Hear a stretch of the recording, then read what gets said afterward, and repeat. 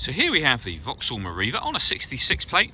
I'm going to start off by showing you around the outside of the car, and then we'll hop in and run through some controls on the inside. But from the outside you can see it's a 5-door car with alloy wheels. Let's start off inside the boot and then work our way around the rest of the car from there. So as we approach the boot, you can see we have reversing sensors, plenty of boot space as well, along with the individually folding rear seats. They fold down in 3 different sections. You can increase the boot space also by lifting this tray section, and you'll see that you've got extra space under there. You can remove this completely should you wish to. Okay, so we're just going to work our way back round to the front of the car, and then we'll hop in and run through some controls on the inside. But now that we've done a full circle of it, you can see it's in excellent condition the whole way round. Just briefly before we climb in, I think it's well worth seeing the interior from this exterior point of view. You get half leather seats. There's plenty to run through on the dashboard, so let's hop in and we'll do that right now. Okay, now that we're inside the car, we're going to start with the dials. On the left-hand side, we have the rev counter, and on the right-hand side, the speedometer.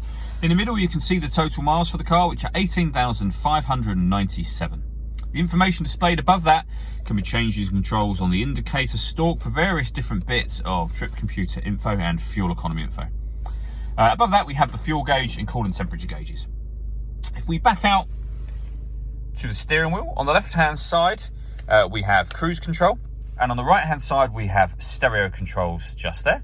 The stereo itself is over in the center, so you've got all the buttons for the stereo here, and then the actual stereo screen itself is above that. So you can see we have FM radio, AM as well. If you want to listen to your own music, you can do that via the CD player and the auxiliary input.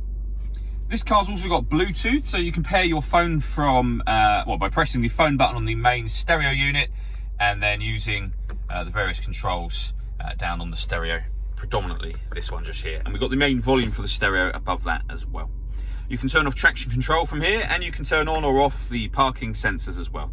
And that's the CD player just there.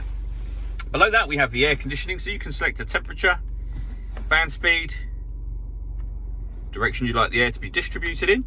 When you're happy with all of those settings, that button will turn the air conditioning on and off again, of course. You can also recirculate the air that's in the car. That's a great way of heating it up or cooling it down quickly, depending on the temperature you set on this dial.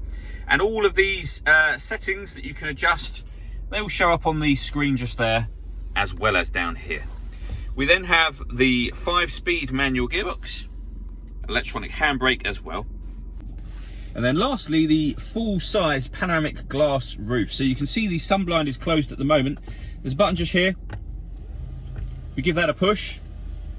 The sunblind will then open electrically all the way to the back of the rear seats. And as you can see, that lets in a huge amount of extra light.